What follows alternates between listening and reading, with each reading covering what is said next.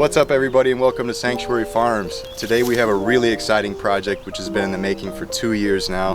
We've been killing invasive plants and removing them from the site, and today we're finally reintroducing the native Michigan plants, which is going to be a super huge benefit for the community and for the local ecosystem.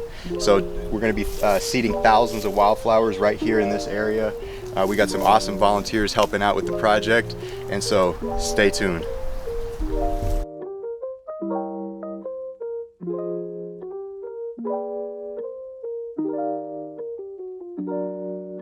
So as you can see here, we just took the tarp off, which has been sitting for about a year now. Some plants are very resilient, they did come back, but we did kill about 75% of what was here. So this is gonna give us a nice blank slate. And you guys can do this at home too, by the way. You guys can do this in your farm or garden.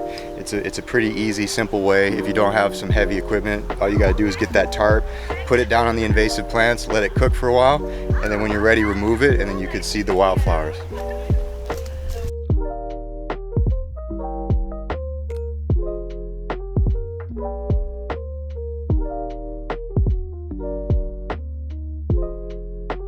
Hi, I'm Mary Holm. I work for the U.S. Fish and Wildlife Service, Partners for Fish and Wildlife Program, and we're here at Sanctuary Farms, and we're here with a bunch of volunteers and John and Parker to install pollinator habitat. A pollinator habitat is really important at all scales, big, small, in your neighborhood, because there's been a decline in native pollinators, bees, butterflies, moths, bats, birds. So that's what we're doing today. Through the Partners program, we work with the landowner to provide, put together a native seed mix and provide that to the landowner and give them technical assistance on how to restore the habitat. And we're here to help them prep the site today and put down the seed. So the seed mixes, we specifically put them together for the site, for the soils, for the exposure, everything that's needed. So we have a short mix and a tall mix that we're putting in today with over 30 native plants.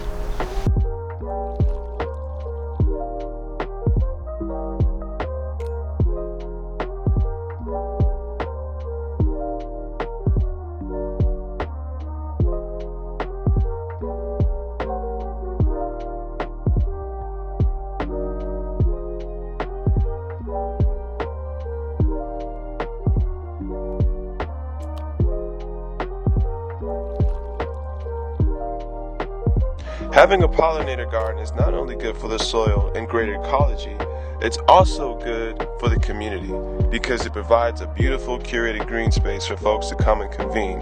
And we could not do this without our friends at the Detroit Zoological Society and the U.S. Fish and Wildlife. We're grateful for their partnership, and we look forward to more fruitful endeavors in the future. Thank you.